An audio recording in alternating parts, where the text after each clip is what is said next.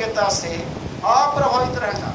अब अमीरी आगे अब मैं पहली हमला क्या लगे, एक हम पैसा आ जाए तो हमारा सब तकलीफ दूर हो जाए, बढ़िया जिंदगी गुजार।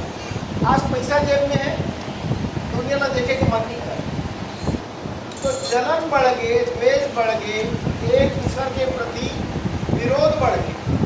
पहली गांव में कोनो त्योहार हुए तो सब गांव वाला मिलकर मनाना, जम्मू इकट्ठा हो जाना। इनका लोग त्योहार किसे, होली हो चाहे दिवाली हो, त्योहार लेके काम कर रहे हैं। क्या काम चलते हैं, शराब पीना। गणेश के विसर्जन होते हैं तो गणेश के सामने क्या चलते हैं, आरती होते हैं। कैसे आरती होते हैं गणेश जी के,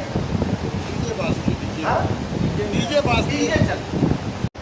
एक भी लड़का, जवान लड़का अब गांव की भलाई के लिए चर्चा करने की किसी सम्मेलन में नहीं आता ना। कहाँ जाता है अभी, वो कहाँ होगा, क्या कर रहा होगा? 3 काम, मोबाइल, बाइक, बिना कर सामान इकट्ठा किया जा रहा है। और ये सामान इकट्ठा कर करके मोबाइल लाए, फिर मोटरसाइकिल लाए, फिर बढ़िया मकान बनाए, फिर और बड़ी गाड़ी लाए। ये सब इकट्ठा करते करते अब घर में सामान भर गया, रहने वाला घर से गायब। एक निष्कर्ष हम निकाल ही सकते हैं कि पहले गरीबी थी लेकिन प्रेम, आज पैसा है प्रेम खत्म हो। तो इतना तो समझ में आता है कि पैसा से प्रेम, मोहब्बत, माया ये नहीं, ये कोई और चीज़ है जिसको जानने हो सकते। पत्नी पति को बहुत सारा बोल के रहती, सुनाते रहती, आज ये हुआ, फलाना हुआ, ठिकाना हुआ, ऐसा हुआ, वैसा हुआ। अब तो फर्क ही नहीं पड़ रहा है। लेकिन इसी को कहा जाए दर्शन की भाषा में सही समझ के ढंग से कि दूसरों की अयोग्यता से अप्रभावित रहना। तो दूसरा मुझे प्रभावित नहीं कर सकता, मेरी तारीफ आप करो, अच्छा लगेगा, लेकिन इस तारीफ से मेरे को फर्क नहीं पड़ना चाहिए, तो मेरी योग्यता स्थापित हुई। हम सबको अपनी तारीफ सुनना पसंद है ना दीदी, अच्छा लगे। अब मैं आपको बोलता हूँ, आप अच्छा लगे कि आपकी अयोग्यता है, आप बोलिए। तो मैं ये कहना चाहता हूँ, हम दूसरों से प्रभावित होते हैं, ये हमारी कमी है। और वो शिक्षा देने का काम एक अभिभावक विद्यालय साथ में करता है। ज़्यादा समय नहीं,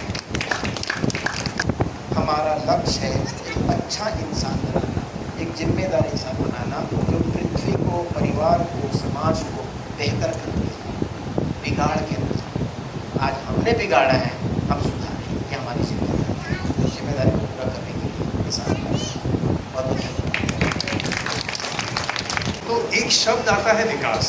विकास का मतलब होता है आगे बढ़ना। पर विकास या आगे बढ़ना तब समझ में आएगा जब ये स्पष्ट होगा कि लक्ष्य क्या है।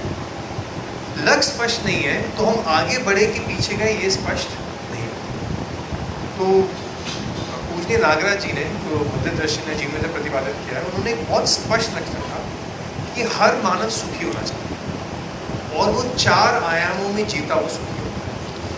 स्वयं में उसमें विश्वास चाहिए, उसको स्पष्टता चाहिए, चाहे किसी उम्र का, अंदर हमेशा वो स्थिर है।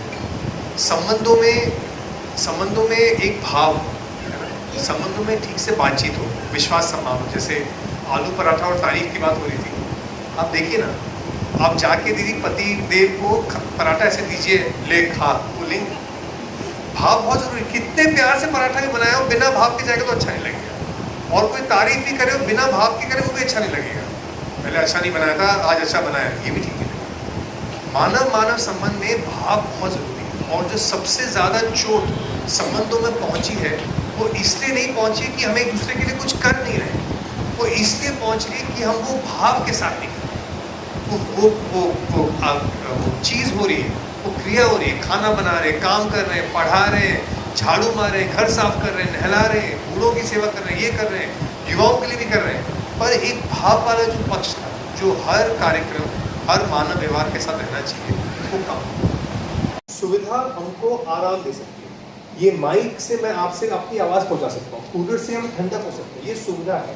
पर हम में संबंध ठीक रहेगा, ये हमारे भाव के प्रति। बहुत मेहनत से सानवी में आप इसको यहाँ शुरू हुआ है और मुझे लगता है कि बहुत बड़ा धन्यवाद सानवी ग्राम को भी और सब गाँववासियों को भी कि एक ऐसी चीज़ को यहाँ पे शुरू होने के लिए प्रोत्साहन किया कि जिससे हम युवाओं के साथ गहराई में काम करें और परिवार और ग्राम को मजबूती से सही दिशा में विकास क्या है उस दिशा में ले जाए। सुखी होना चाहिए कि सुखी दिखना चाहिए? सुखी दिखने से सुखी अंदर हो भी सकते हैं, नहीं मिल सकते, पर अंदर सुखी होंगे तो सुखी पक्का दिखेंगे।